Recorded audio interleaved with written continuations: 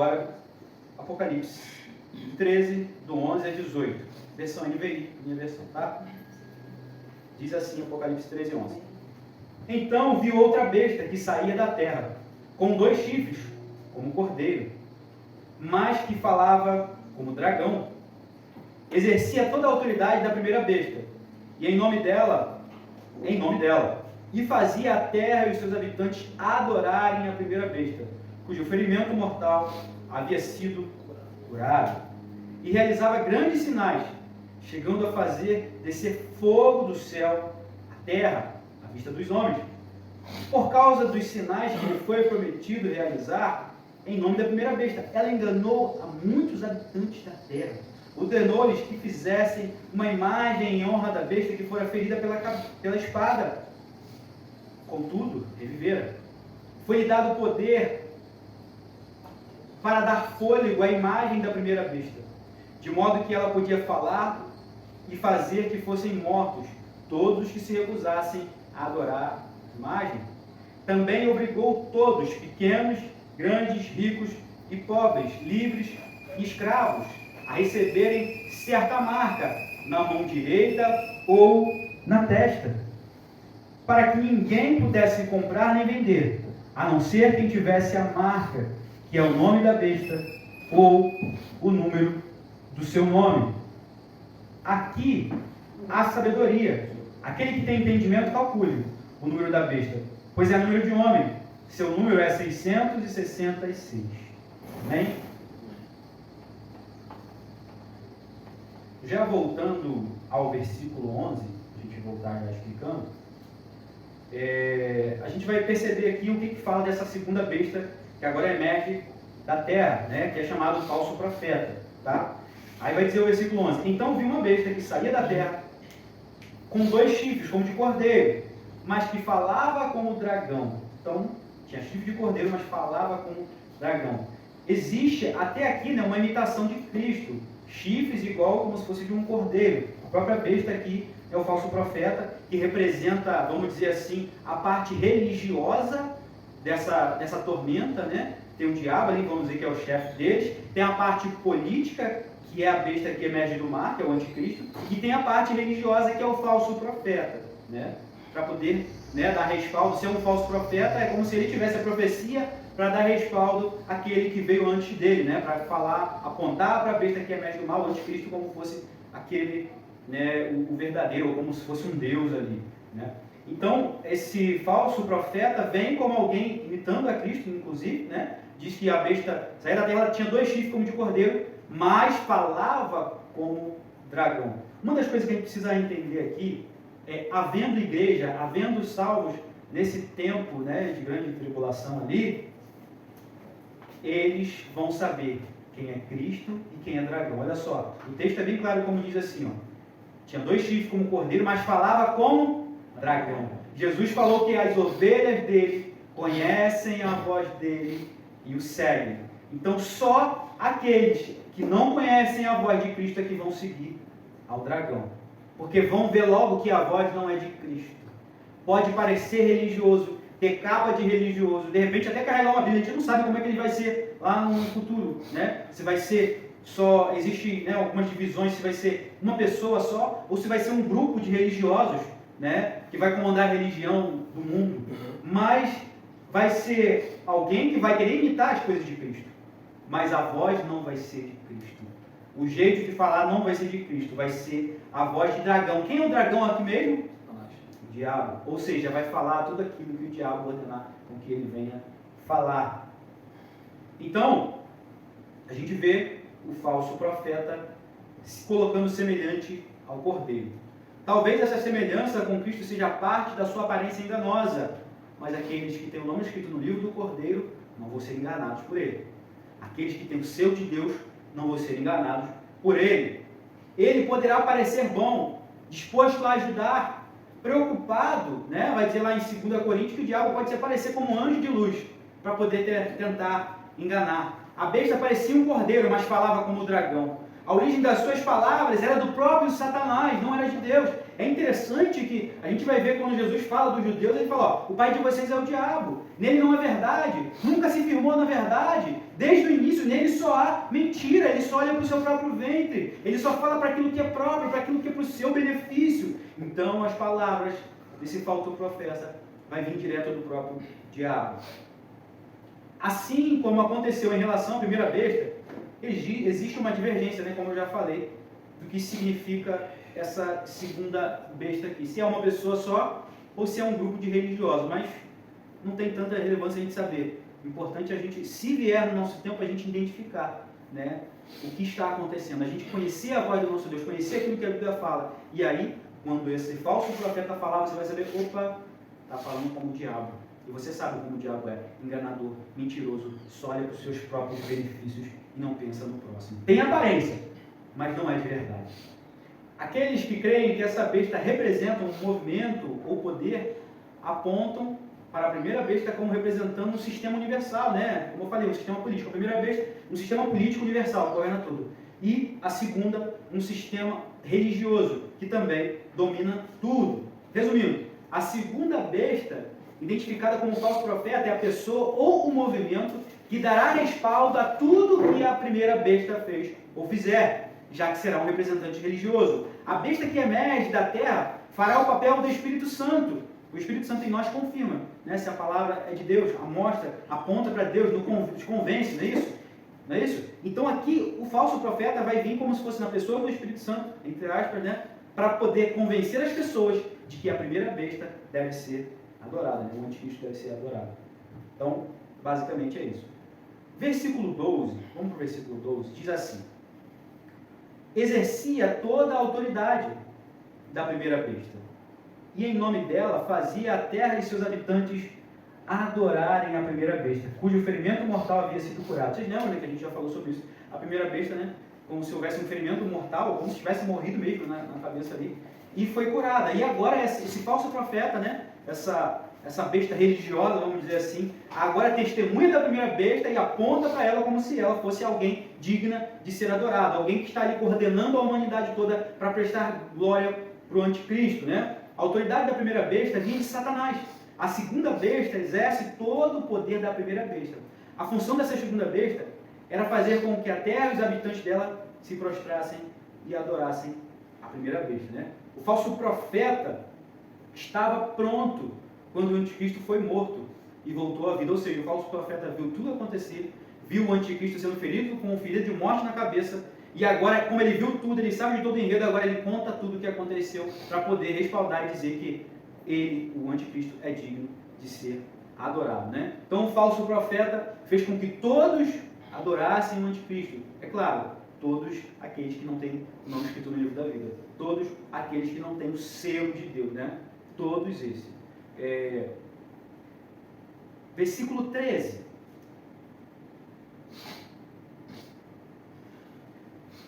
E realizava sinais, chegando a fazer descer fogo do céu à terra à vista dos homens. Preste atenção numa coisa. A gente precisa olhar aqui para duas situações aqui. Esse falso profeta vai ter poder a ponto de fazer descer fogo do céu. Se a gente olhar para aqui para Apocalipse, a gente vai ver que as duas testemunhas tinham esse mesmo poder. Mais uma vez imitando aquilo que Deus faz. E olhando para mais uma coisa lá no passado, olhando para Elias, o que aconteceu ali quando Elias estava com os profetas ali? Ele ora para que caia fogo do céu para mostrar que o Deus que está com ele é o verdadeiro Deus. Olha só como é a maneira do diabo tentar enganar o povo. Fazer, imitar-se o mesmo milagre que Deus fez lá no passado para poder mostrar que ele era o verdadeiro Deus. Ou seja, para que venha requerer essa glória para o anticristo, mostrando, olha, tá vendo como, né, pode ser que diga assim, eu sou o verdadeiro Deus, eu estou fazendo cair fogo do céu, eu é que sou o verdadeiro, né? Tudo querendo imitar as coisas que Deus fez, porque o diabo quer imitar, né? Faz como se fosse uma paródia ali, mas uma paródia que quem conhece o verdadeiro não vai cair na paródia, quem conhece aquilo que é real não vai cair naquilo que é irreal, né?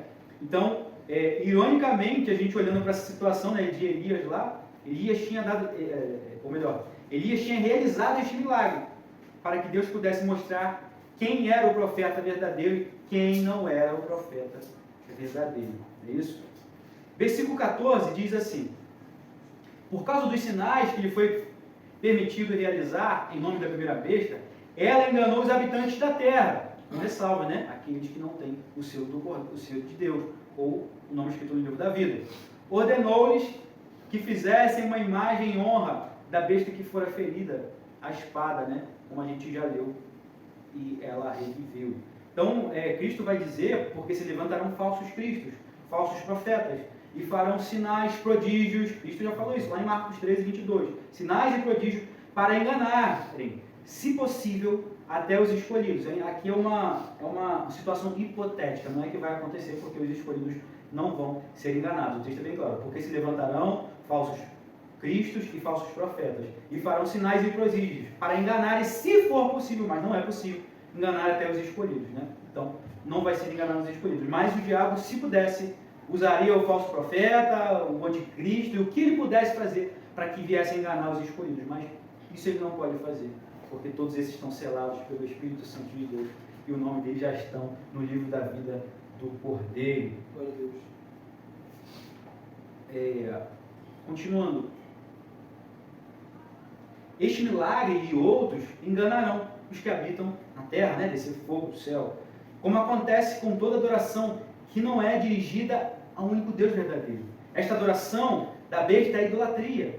Então as pessoas vão ver esses milagres, entre esses prodígios, e vão adorar, né? O falso profeta, o anticristo, o diabo, e aí isso é idolatria. O falso profeta disse aos que habitam na terra que fizessem o que? Uma imagem à besta. Isso traz a lembrança da grande estátua de Nabucodonosor, rei da Babilônia, né? Que ele tinha construído para si e que exigia que todos adorassem. E Daniel não se dobrou.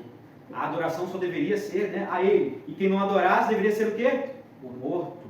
Então, vamos ver o que o texto vai se seguindo aí para poder a gente dizer no versículo 15. Foi-lhe dado poder para dar fôlego à imagem da primeira besta. Então, vamos dizer, o falso profeta vai lá, se ele não constrói, ele manda alguém construir, né, uma imagem para a primeira besta, que é o anticristo, e ele não só tem poder para descer fogo do céu ali, mas olha só o poder que ele tem, no versículo 15 vai dizer: foi-lhe dado o poder para dar fôlego à imagem da primeira besta, de modo que ela podia falar e fazer que fossem mortos todos os que se recusassem a adorar essa imagem.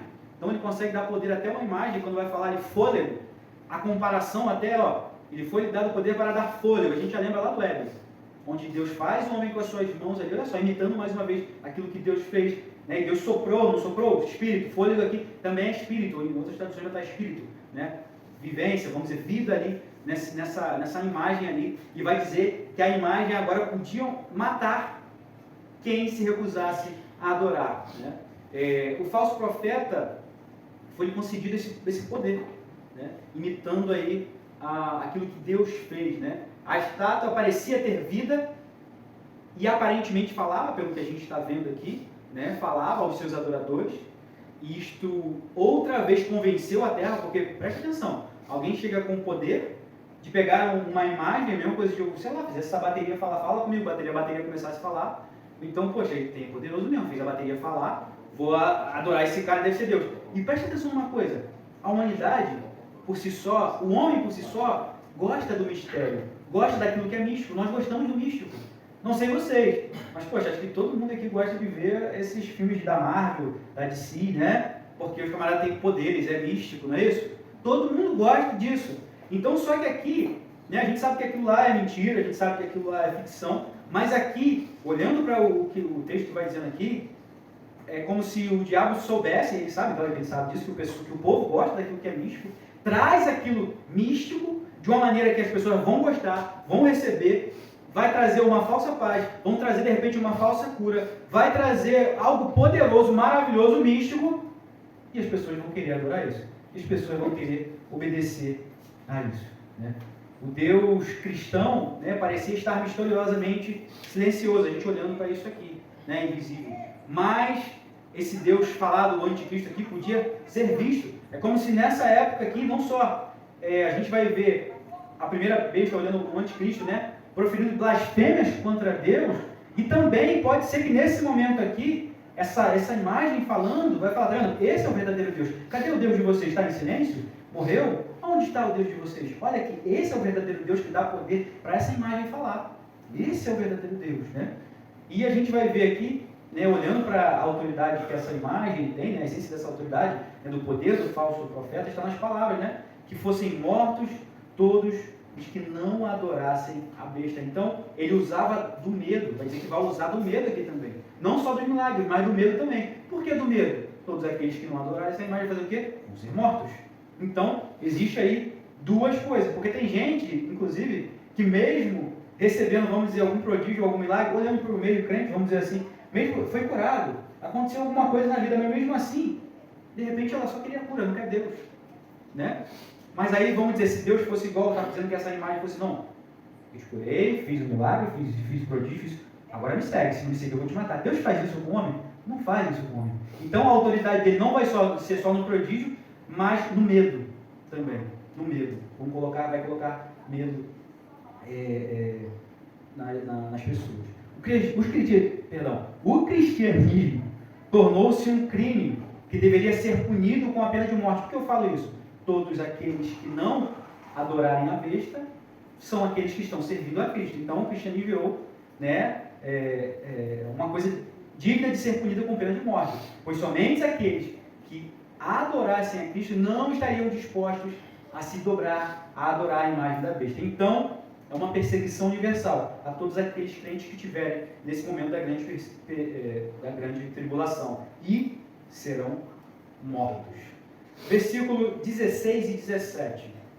Também obrigou todos, pequenos, grandes, ricos e pobres, livres e escravos, a receberem certa marca na mão direita ou na testa, para que ninguém pudesse comprar nem vender, a não ser quem tivesse a marca que é o nome da besta ou o número do seu nome. Então o falso profeta conseguiu, com a adoração à besta, né, exigindo que todos, sem importar a sua idade ou a sua condição social, seja posto um sinal na sua mão direita e na testa, mostrando que esses são adoradores da besta e não são adoradores de Cristo. Então ele vai obrigar, versículo 16 vai dizer, também obrigou a todos aqueles que não têm, né, o nome escrito no livro da vida do Cordeiro e não têm a marca de Deus. Então o anticristo, né, o falso profeta exigiu a todos que tivessem esse sinal na mão direita, né, ou na testa. Esta marca é descrita como o nome da besta ou o número do seu nome, que a gente vai ler posteriormente lá no versículo 18. Nós vamos chegar lá ainda. Esta marca tinha a intenção de zombar do selo que Deus tinha colocado aos seus seguidores. Então, a gente consegue entender mais uma vez a comparação aqui. Deus marcou os seus filhos com o selo dele, não é isso? Com o Espírito Santo.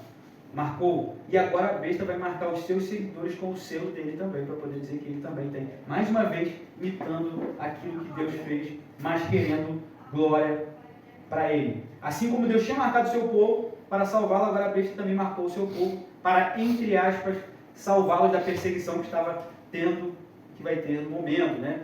Identificar esta marca em particular, não é tão importante. O que será isso? Não é tão importante necessariamente, né? Quanto identificar o objetivo da marca. O objetivo é para marcar aqueles que adoram a besta e que não adoram a Cristo. O objetivo é para poder, essa marca é para poder mostrar quem é seguidor da besta, né? E se é seguidor da besta, não é seguidor de Cristo. Aqueles que a aceitavam, mostravam a sua lealdade para com Satanás, a sua disposição de operar dentro do sistema econômico que ele promovia. Ou seja, essa marca dizia que você poderia comprar, você poderia vender, como a gente já leu aqui, quem tivesse essa marca, e quem não tiver, está em rebelião.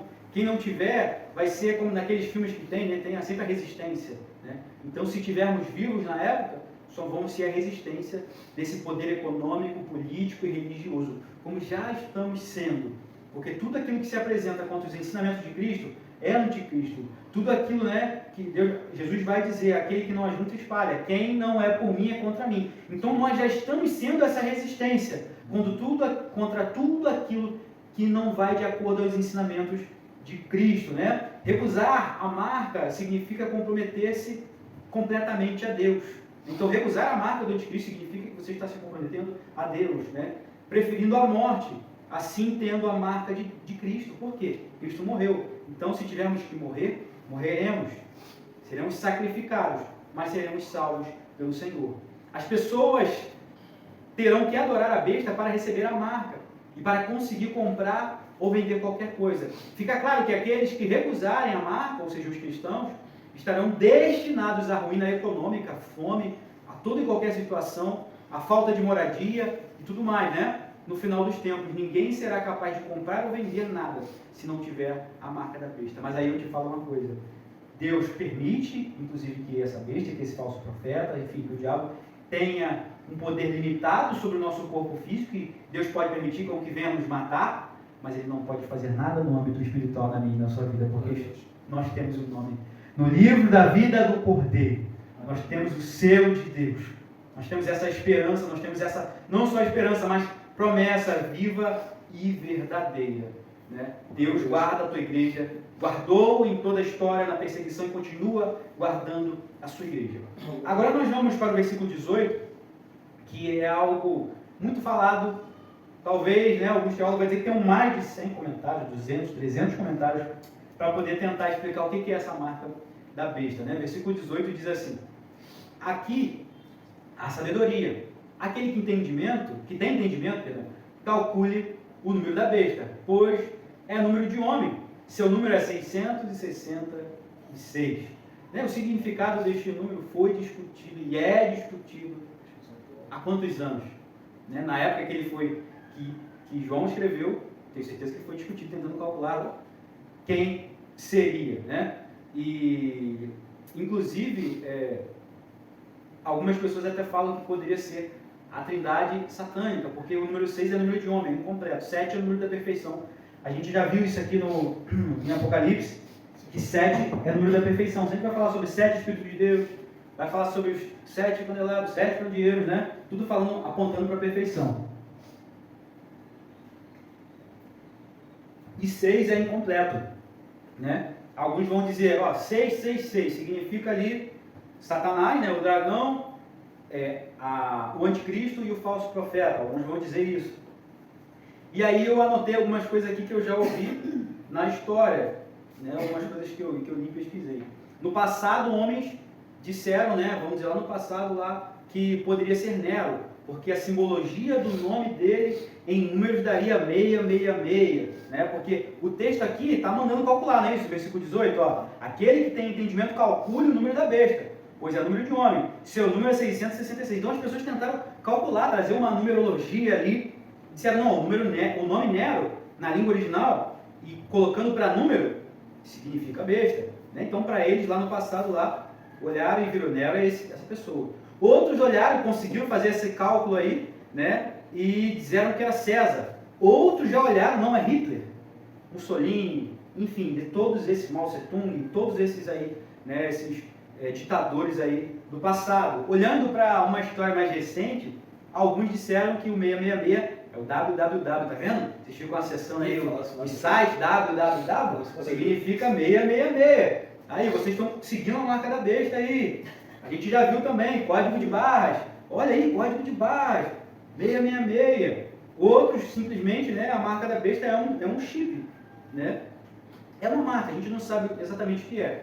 O número de fato 666, para fazer referência ao que a Bíblia diz, é com a intenção de humilhar, mais uma vez, a criação, né, do homem. Pode ser, na verdade, né, outro teólogo, se eu não me engano, aqui foi Hernando Dias Lopes falou, né, que o número da besta 666, para fazer referência ao que a Bíblia diz, é com a intenção de humilhar, mais uma vez, a criação de Deus.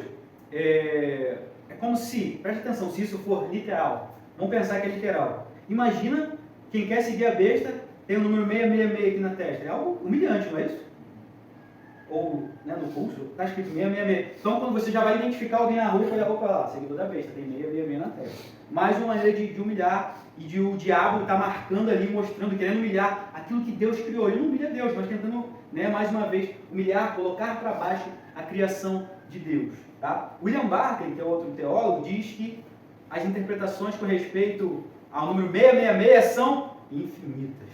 Não se tem um consenso em relação a isso.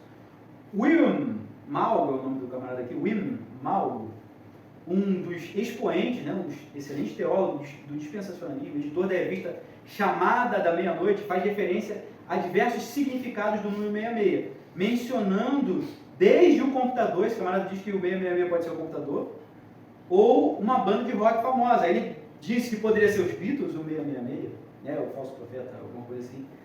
Disse que o Kiss poderia ser essa marca, 666. O Black Sabbath poderia ser uma banda também de rock. O AC/DC também poderia ser a CDC, tá? Michael alguma coisa aqui acredita que todas as especulações para marcar alguma personagem da história ou instituição com esse número estão erradas, porque ninguém tem certeza, né? Outro teólogo de Charles Edman sugere que esse número seja simbólico. 7 é o número perfeito, enquanto 6 é o número imperfeito. 6 é o número do homem, o número incompleto, imperfeito, o número do pecado, né? Aí vai dizer outro, Simon Keismacher diz que o número 6 aponta para o juízo, olhando para o que a Bíblia diz, vai falar sobre o 6º selo, as 7 trombetas, as 7 taças.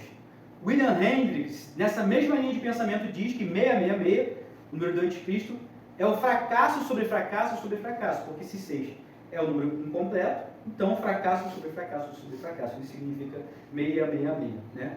E também ele incorpora a plenitude da imperfeição, né? Ou, entre aspas, perfeição da maldade, como se 666 fosse a perfeição de todo mal. Claro que não existe perfeição do mal, mas como se fosse todo mal reunido ali nesse 666. Portanto, o número 666 simboliza o número de homem, como o que o próprio versículo está dizendo aqui, né?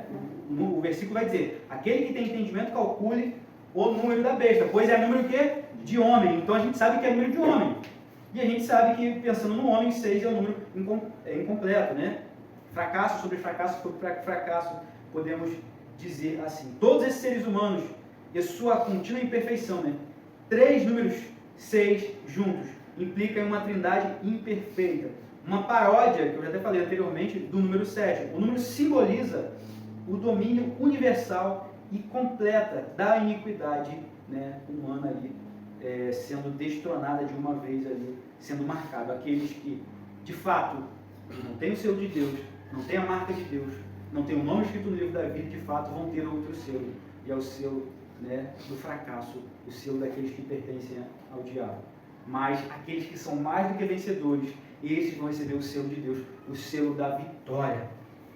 O Espírito Santo, Deus prometeu, falou que viria com o Espírito Santo, e veio com o Espírito Santo como selo, dizendo que você pertence a Ele, dizendo que você é dele. O selo dele colocado em você é a garantia de que Ele vai voltar, de que Ele vai proteger, de que você pertence a Ele. E por isso nós estamos alegres, cantando aleluia, porque o Cordeiro venceu. Que maravilha! Glórias ao nome de Jesus. Aplauda Jesus nessa hora. Glória a Deus. Aleluia. Glórias a Jesus.